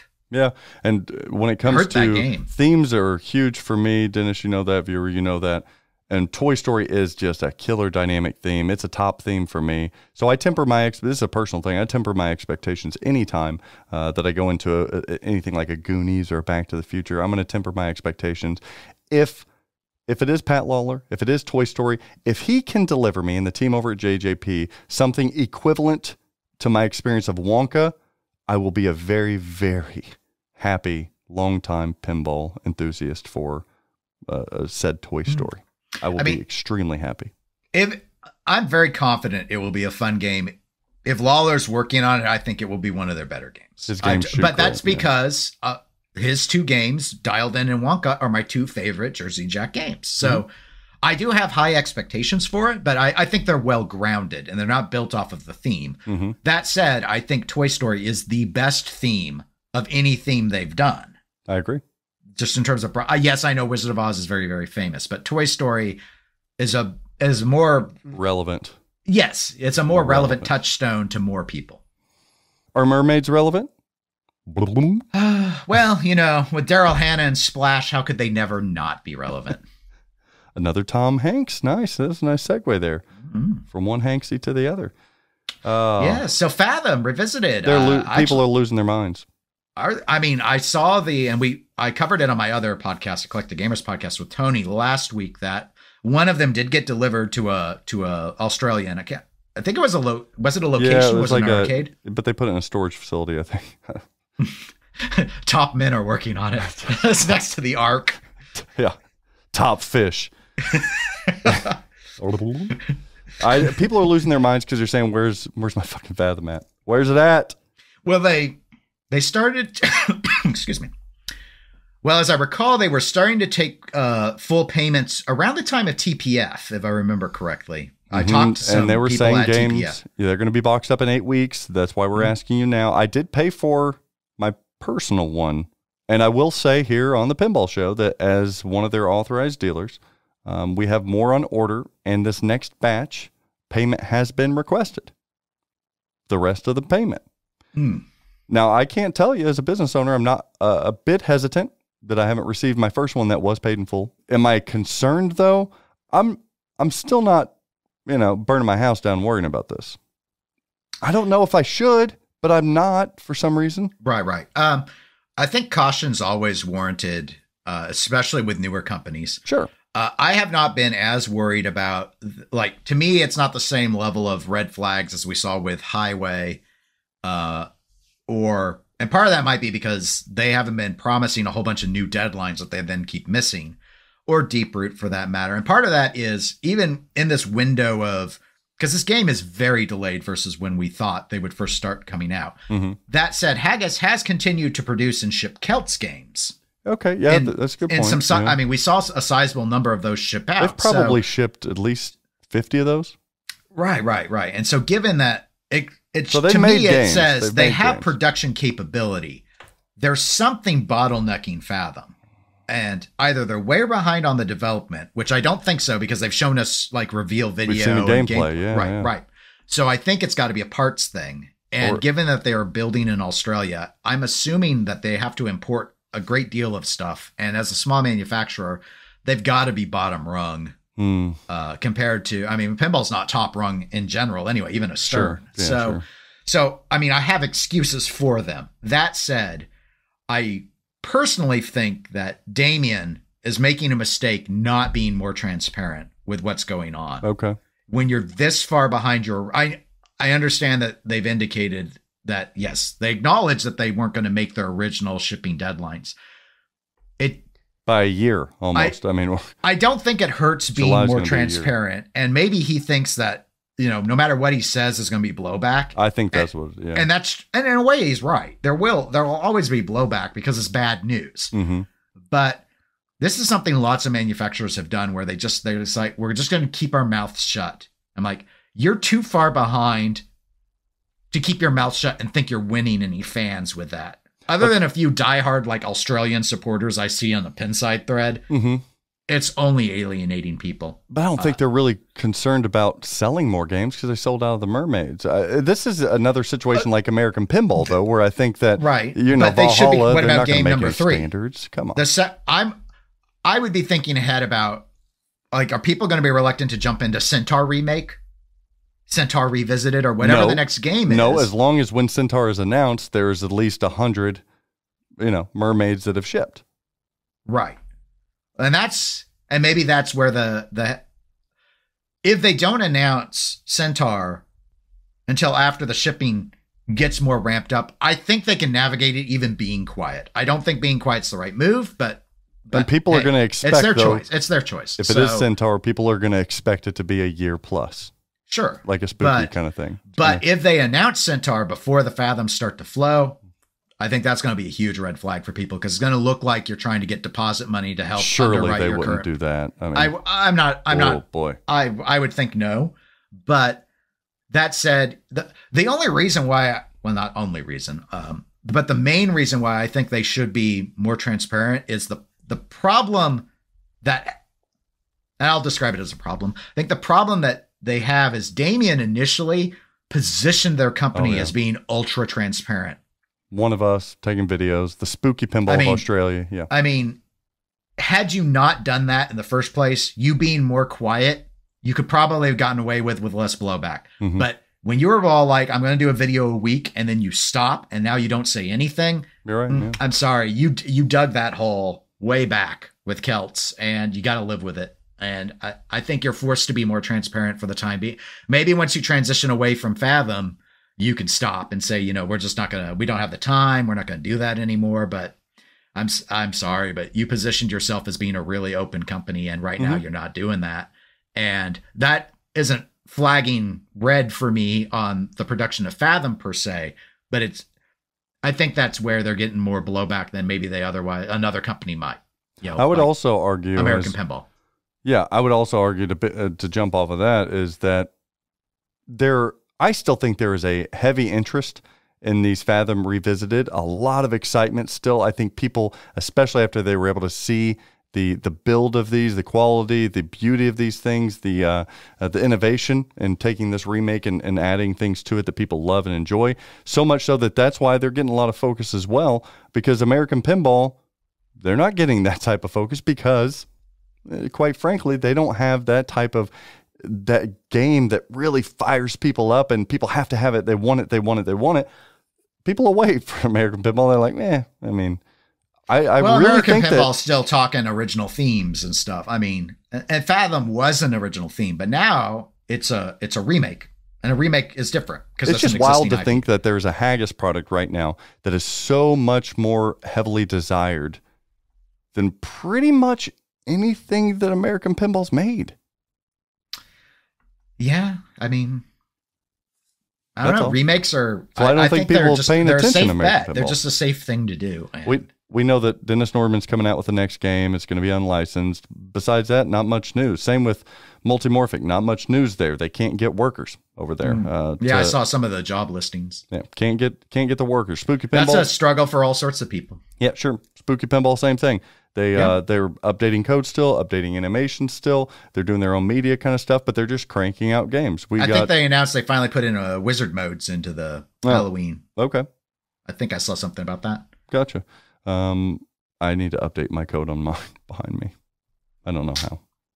Got a Mac. I don't know how. But Spooky Pinball, they're still cranking them out because I got notification that they're actually well over halfway. They're in the 600s or getting close to it. So yeah. Everyone's just eagerly awaiting what the next game is. I am hearing, not the hype, but I'm hearing that it's going to be a title that will wash away the remembrance of weight or of past games or anything like that. I heard it's another Dynamite one. So we'll see. Okay. We'll see. I'm trying to think who else. The Chicago Gaming Company, they're cranking out Cactus Canyon Remake SE still. I would estimate they're not going to give us any data, but I would estimate based on the orders that I have outstanding as well as received, we're about 50%, if not a little bit more, of the SE run that have been built as of right now. So what have we been doing that for a couple months? So I think you go maybe a couple more months before we start seeing LEs hit the production line. I'm guessing July, August, September for those LEs, followed by the SE Plus models towards the end of the year. Again, simply a guess because I've been having a lot of people, where in the hell's my LE? And I asked Chicago Gaming last week, any estimation on when LEs are going to go on the production line? They said, yes. And I said, oh, great. When is that? And they said, quote, when they're ready.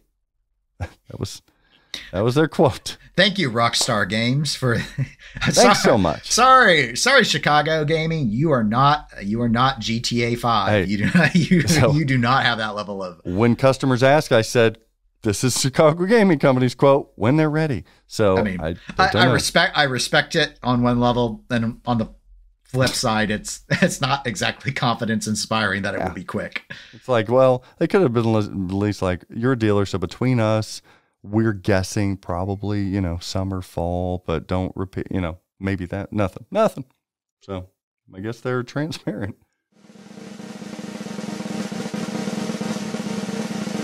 Oh, you know what, Dennis, before we do this.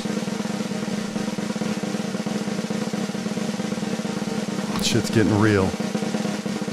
Because we're about to start the fan favorite. You guys see that? It says, bye, because we're starting Pinball Market Trends. Oh, it's coming in hot, Dennis. How those ears feel? Feeling good? Can you hear me, Dennis? Yes. Oh, man. Now everybody's got a visual. Beep, boop, a visual of Pinball Market Trends. This is how saucy it gets. Had to turn around the backwards hat here. Old Travis Murray, all I need now is a big-ass Snuggie on. We're going to...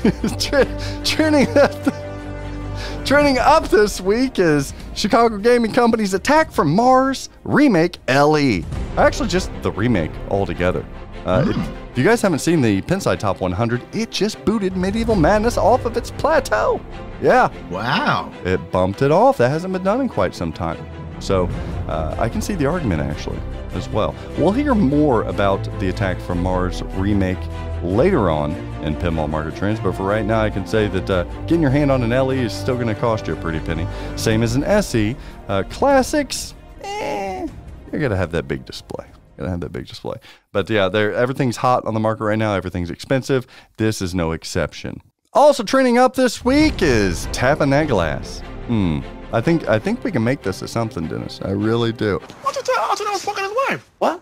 Come on. What did he say? You told Alton I was fucking his wife? No, I said that. You said that his wife was beautiful. That's all I said. When you said that shit to him, that's implying that I'm fucking her. Well, just tell him that you're not. But I am. I'm tapping that ass. I've been comfortable with that ass for a while now. What is wrong with you? What is wrong with you? Why are you fooling around with married women? Ass, Larry. Ass is not ass. Ass is fucking ass, Larry. No, it's not. That's what the fuck I do, Larry. Well, you don't have to tap every ass. Do you? Do you have to tap every ass? Tap that glass. Yeah, I tap that glass. Have you ever heard of the Mile High Club, Dennis? Yes. You see where I'm going here. The Mile High Club is whenever you fornicate way up in the airplane, in the usually the cargo holding bay. Where do you, in the bathroom? I don't know where you're having sex, but you're having sex with your partner or some rando stranger, maybe the flight attendant. Hell yes.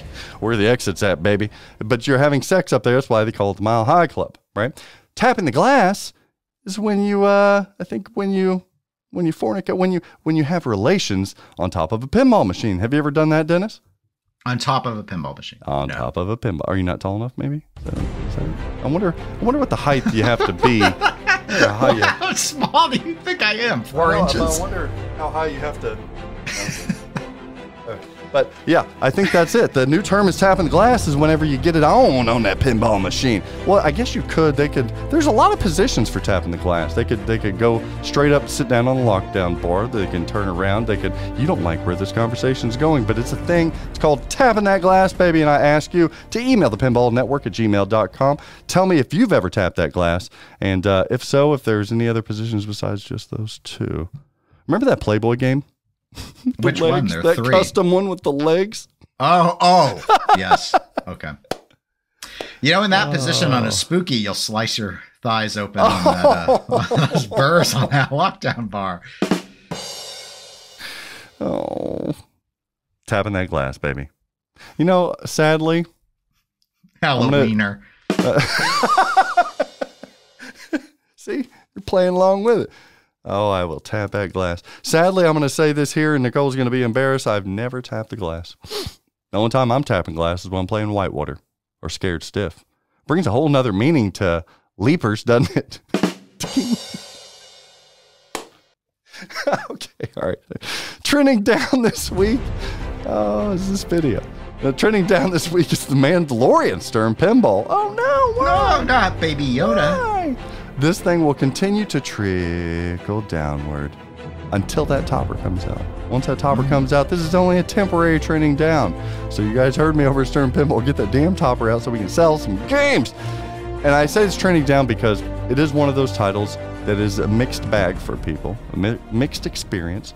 And then you also have that on top of, they are keeping up with production pretty well on The Mandalorian. So they've sold a lot. The more that go out, the more that market is affected or balanced, if you will. For example, Godzilla Premium. Next year, Godzilla Premium around this time is going to be much less value-wise on the secondary market than it is today. In 5 years, you're probably going to see that being one of the lowest priced game, not because of its popularity. Everybody might still want it, but it's because they make so damn many of them, they're going to be everywhere. They're going to be Metallica.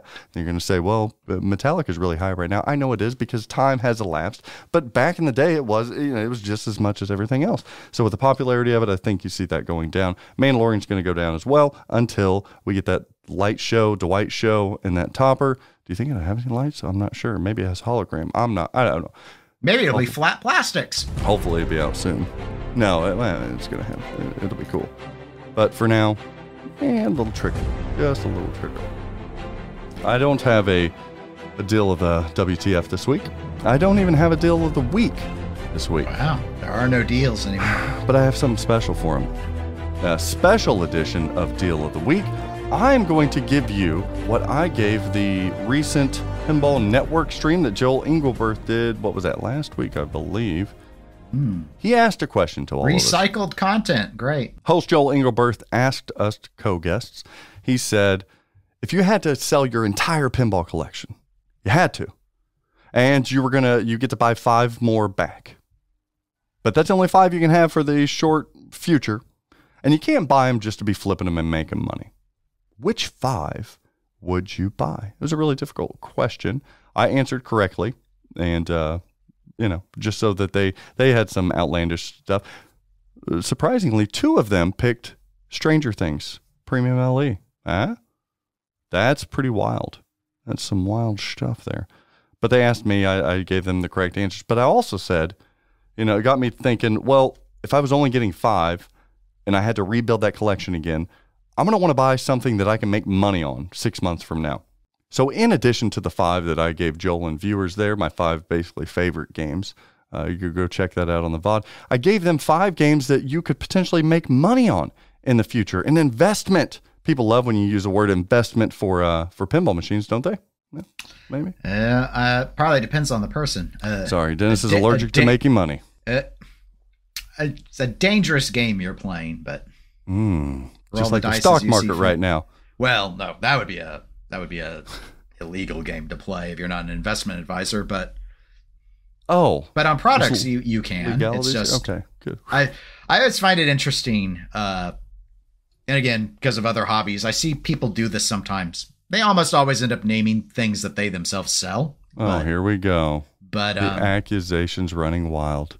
I think anyway, I'm ready for the shellpocalypse. So. Okay, so I'm going to give you 5. I'm actually just going to cut to the segment. You're going to learn 5 games that if you want to invest in right now, you can make some serious jack 6 months from now, or really a year from now. So right now, these 5 titles, I'll admit they are high. They're higher than we're ever used to, but I still think there's a deal there, and a lot of serious jack can be made if you purchase them and sit on them now. Let's run that clip.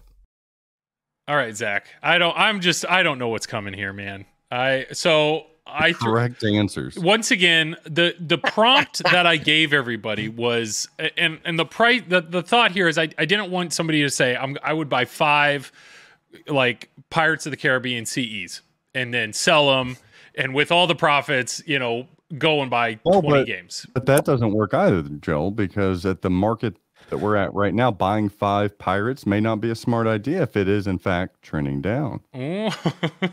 Okay, Zach, I'm going to shut up. Maybe making more. And I thought I laid out a very simple question. I thought the guidelines were somewhat clear. I mean, it's convoluted. We still don't know the damn rules of this game. Craig and Mike there were no second follow-up questions from Craig and Mike. It was just, they just did the game. Guys, that's why. But Zach was like, I immediately have questions. Do you want me to ask these now or just save it? I said, just save it for the stream. And if you come with multiple lists, that's fine. So tell me, give us, how's your mind thinking, or what popped in your head here, Zach? Okay, so you originally told me pick 5 games. You have to sell your whole collection of shit a brick. Oh my god! But then you said you can have 5 back, or you can buy 5. You gotta start over. Yeah. That's terrifying as well. And then I'm like, okay, well, is this the only 5 I get ever? Is this like 5 forever, or is this the first 5 I can get until I build back up my collection? Or can I not pick 5 from the ones I've owned? Can I own these before? So many questions I have, and you're like, dude, it's just a game. I don't know. Like, just figure it out. I don't think Zach liked the game, is what I'm thinking. Yeah. So let's hear, just if you have multiple lists, we'll work your way through it. I mean, what do you got here? Well, 5 slot. Yeah, you built there you go. Zach, you built a very small barn. Okay. Your barn can only fit 5. I wouldn't do that. I wouldn't own just 5 pinball machines. Okay. All right. So I formulated 2 lists, and one of the lists is the stupid rules you had, and the other one was because I like the concept. You got to start over, and for many viewers, they can probably relate. Okay. You've got your collection now because of what you have done to build that collection, and with that comes buying at good values, playing the hell out of them, and then sending them off on their way so that you can then make profit to put into your other. I mean, that's what tight broke asses like me have to do. I can't just pull out the credit card for everything. So I have to build my way up to that. So the second list I composed is kind of in tribute to pinball market trends, where I'm going to give you guys a list of 5 that I think right now are good buys. They're good buys. So if I were to compile, as Mike's walking away, I have that effect on a lot of people. He's disgusted. That's okay. Carter's more of a fan, I think. But so top 5 of games that if I had to sell my whole collection and start over, I would want to start with the foundation of these 5 because I like playing them, and I can also sell them within 6 months, and I see them rising in value, thus making a profit and moving forward, and so on and so forth. You guys will thank me later. So I'm going to take. All right, let's start with. Let's do your pinball market trends then. So these are the top 5 games right now that I think may seem high, even in the market that we're at. But I'm telling you, I think they can go even higher. Okay. Number 1, and I think the number legit in order chronologically, the number 1 game that you guys need to be buying right now, if you'd like to make money on pinball, is the Attack from Mars remake limited edition version. And that is quite simply because one of the greatest games ever made. It is a Lyman Sheets game, and we won't get any more of those. And a lot of people prefer it over Medieval Madness, and they're never going to make another Attack from Mars LE. Ever. So never going to do it. They'll make more Medieval Madnesses, and they'll sell you more toppers, and they'll sell you more RGB kits, and they'll sell you more speaker panels. You'll never get that in Attack from Mars LE. You're never going to get that topper. Okay. So that alone, right now it's crazy. Those damn things are selling you guys cheaper than Medieval Madness LEs, and value-wise, absurd. There's one you can buy all day long that's priced more than one you can't. Clean house and buy as many Attack from Mars LEs as you can. Do you have one? I assume you have one. Absolutely. Yeah. Absolutely. Right. Number 2. My homie Gomie. It's Deadpool LE. Deadpool LE right now seems like they're going for high, but if you can find one in the market for 13, buy it. Don't you have one for sale right now? I do have one for sale, but not really. Look, I overpriced it just because, Yeah. Look, Deadpool is a classic game. Not my kind of game. I get bored with it. Sure. It's fine. If you like shooting forever like Lord of the Rings, I think it's fine. All right. So Deadpool. Linear. Yeah, it is linear. And here's the deal. In 2 years from now, Deadpool LE is going to be worth more than Godzilla LE. Mark my words. Just like I told you about Beatles, just like I told you about Wonka and Stranger Things, it just will be. Because there's going to be so many damn Godzillas. There's going to be so many Godzillas a year or 2 from now. Those games aren't going to be that high later on. Yeah. All right, number 3, Cactus Canyon LE. Hear me out. Cactus Canyon LE, because again, you're going to get a remake. The CGC remakes all hold value. One that Not a lot of people have played, so they're always going to be an itch for it. And this is the last glimpse of what we get from Lyman Sheets. Lyman Sheets games, I don't know if it's too soon, my apologies if this is insensitive, but Lyman Sheets games will not only hold value, they're going to go up. We don't get any of that magic ever again, regardless of how great the coder is. It's fact. And it's the last piece. And if it can turn out to be a Bally Williams game that we all love, but enhanced with new kind of code, it's curtains. That game's always going to be hot. The theme's great too. Sure. All right, number 4, Wizard of Oz, Yellow Brick Road. Not the Ruby, not the Aussie Emerald, not the Emerald, the Yellow Brick Road. That's the one that you're going to see continue to go up, because at this point, I think that's the one that's considered most luxurious, with or without no monkey. I think as the catalog builds for the new style cabinet of JJP, people laughed at me all day long, viewer, about the heads lining up and all of that. Yeah. A lot of you now are doing the same damn thing, because as this catalog builds and you see more and more JJPs come out, you're going to want that Waz to line up with all the other ones that you're collecting. And that's the only damn one that you're going to have to get in order for those to line up. And then Sparkle Play feels crazy. And then the last one right now, if you guys want to make money in 6 months or a year from now, the Addams Family. Really?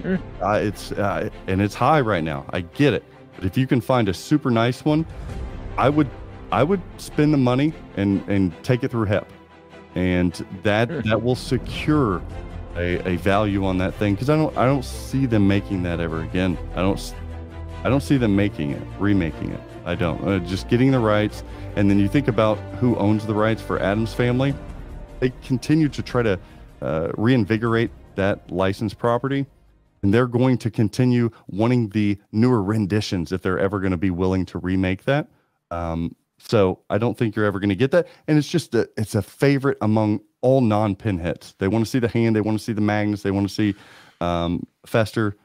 It's Addams Family. I'm not crazy about the game. It's awesome, but it's not for my collection. But those are 5 games. See, that's a cool list, right, Joel? I do. I mean, good.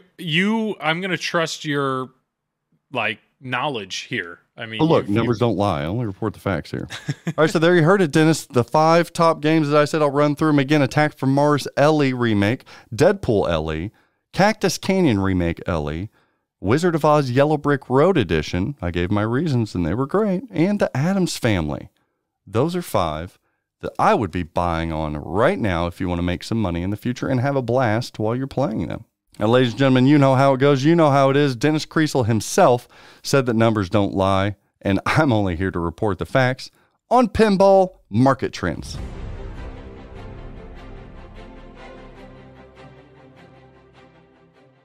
Dennis, episode 100. I got to turn my hat back around. That was good, right? You know what? I'm just glad we didn't ask a bunch of people to send in clips. Glad I didn't hear that. What'd you say? Yeah, that's true. And we don't need the recognition. We just need the love and support of our friends and listeners. And that's you. Well, and you too, Dennis. But, All right. Where can people find you?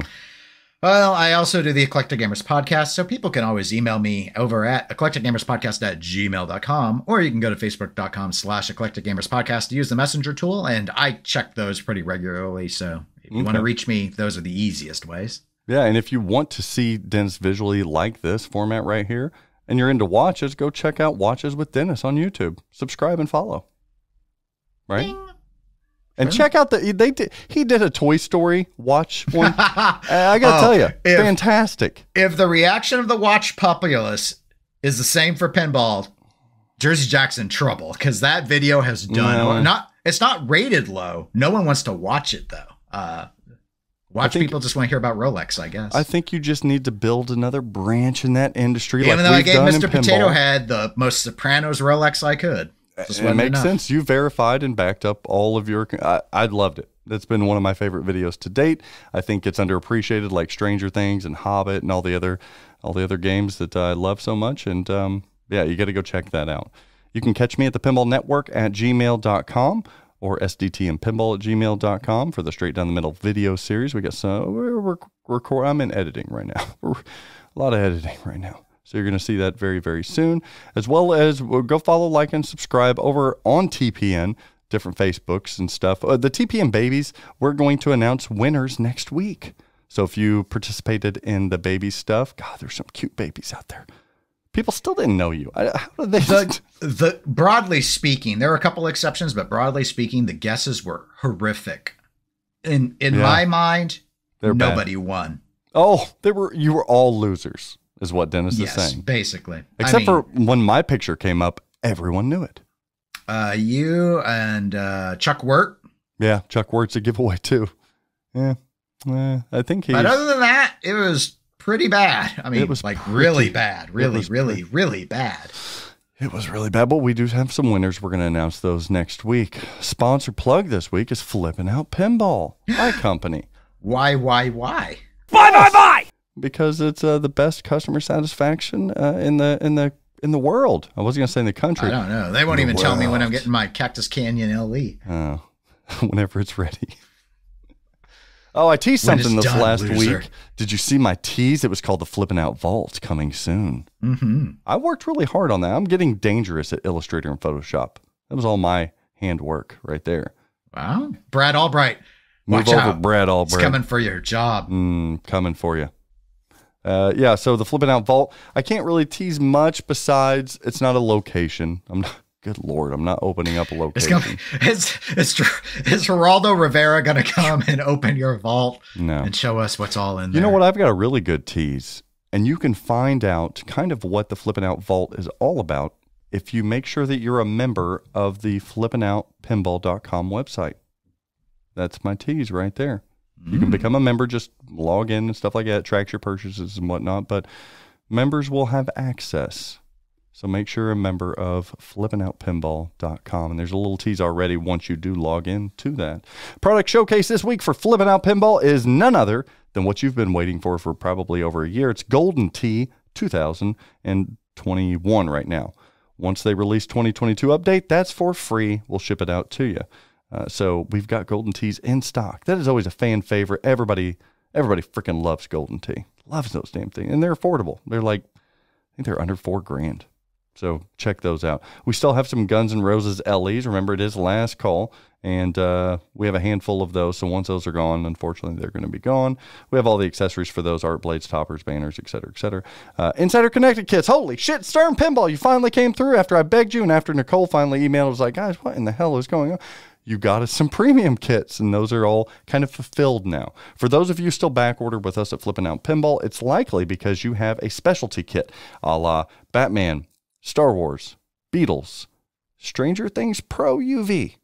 Those games require a specialty kit. They're not just going to plug and play into the existing apron. So the back-ordered ones wait on those. But we do have some premium kits and a lot of pro kits available, so buy them now. And if you're getting the coin door mod, you can have any kit. We'll send you a pro. Just put it on that coin door. That's a lovely option as well. You're going to see some really exciting stuff, some exclusive products coming to that Flippin' Out Vault too. I forgot to say that.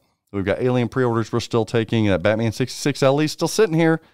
Every week that goes by, that thing becomes a little bit more, it makes more sense, doesn't it? We have Rush Pro pre-owned right now. We have still taking Cactus Canyon orders. Elvira 40th anniversary. You're right. Star Wars LE still available. I don't know how that's still available. TMNT Premium. I have a pre-owned. Just sold the LE. Have a pre-owned. I have a lot of games. Led Zeppelin Premium pre-owned. A Deadpool LE pre-owned. Munsters Pro pre-owned. Corvette pre-owned. Got a lot of stuff. A lot of accessories as well. Shaker Motors. Just got another batch of those in, thank God. Banners. Escalator turnaround. At this point, 4, 5, 6 months. If you want one, you're going to have to be patient. Otherwise, I don't know what to tell you. Merch. Buy a shirt. Buy some pants. Buy some underwear. TPN last week, what happened? We added 2 new podcasts to the TPN podcast lineup. That was exciting. Mm-hmm. The Aussie Pinball Podcast, hosted by Dr. John. Dr. John. That's right. He had episode 3, Michael Boyer, who was the manager of the main AMD distribution over in Australia for Stern Pinball. That one's still in my queue to listen to. I haven't gotten to it yet. And then we have the pinball tapes added. The pinball tapes. Almost like a more specified version of Silverball Chronicles. Mm-hmm. Deep dives into individual games on an episode. Historical focus. People are really, the reception is really good on that so far. Mm-hmm. Oh, yeah. Episode 2 was Sinbad, the Gottlieb Sinbad. Mm-hmm. So if you've ever played that, it's just, I've not played a lot of Sinbad, but it was interesting to even just the way he presents things and the facts and stuff. Really, really nicely done by Zach over there in Australia, because apparently Down Under is taking over the network. We thought it was Canada that was doing it, but it's proving more and more to be Australia. Where you at, Ryan? See? He's on a fucking mountain eating banana again. I wonder if Ryan C's ever tapped the glass. I guarantee you he has. A sexual little beast. All hairy and furry. Man. Silverball Chronicles. You can't talk about TPN without talking about the hit that is Silverball John Chronicles. Papaduke episode. I've been waiting for this long one. awaited by a lot of people, I'm sure. It almost wasn't long enough, Dennis. I wanted more. It did go pretty quick. Actually, I thought they went pretty fast through the deep root part, it felt like. They did. I wanted them to lean into those 90s games even more. Give me more Circus Voltaire talk. Give me more freaking Star Wars Episode 1 talk. Well, that's, I guess they're kind of light on that because they did the Pinball 2000 You got to remember, they kind of build off of their own episodes. So many of them had already been covered at length. They didn't want it to be repetitive. If anybody has John Papaduke's information, I wanted to contact him. So if you guys have it, hook it up. I've never talked to John. Never had a conversation with him. I think it'd be interesting. I like a lot of his games. I don't like a lot of his decisions, so chill out. I don't need the emails. But I like some of his Email the Pinball Network at gmail.com and tell Zach exactly what you think of Mr. Papaduke and his designs. I'm not saying I choices. Like that. I'm just saying. TPN this week, we have a lot. Oh, you know what? I almost missed. Final round. We had a final round as well with Josh Sharp. Josh Sharp. So I almost forgot about it because I'm uploading it as we're recording now. But so I haven't listened to that one yet. Haven't listened to it yet. TPN this week, a lot of stuff going on. Make sure to follow, like, and subscribe. I know last Tuesday, Frisco Pinball Streaming was celebrating all of the creators of Virtual Pin in the past, I think. So he had that last Tuesday night. Events coming up. Second annual Triple Flip Open, June 4th and 5th over at District 82. 3 tournaments, 2 days, 1 location. 3, 2, 1. Don't be tapping the glass over there in public, people. That's gross. So District 82 is going to have that. And check out Wild Dogs. They recently got a new game in. See what game that was. Man, we have so many streaming affiliates. Wowzers. And a lot of new cool stuff coming to the TPN streaming channel very soon. All right, Dennis, I think that's it. Can we call it? We done? Okay. Whew. What a day. What a day. What an episode 100. I'll see you for the next 100, Dennis. We will try. But I'll have to say, always remember that you might think being bomb-less means your game will be da bomb, but it might just mean the game will bomb. So I would always limit bomb. Oh. Bomb. Bomb, bomb, bomb, bomb, bomb, bomb, bomb. I almost thought maybe I could work in La Bamba into that. La la la la la la la bomb. The only thing you should have unlimited is unlimited La Bamba. Put that on loop. Enjoy it. It's great. It's a classic. But then I was afraid you would sing. And always practice safe pinball. Don't listen to Dennis about what or what is not a fan layout, because clearly he doesn't know. And for all of you watching visually, I love you.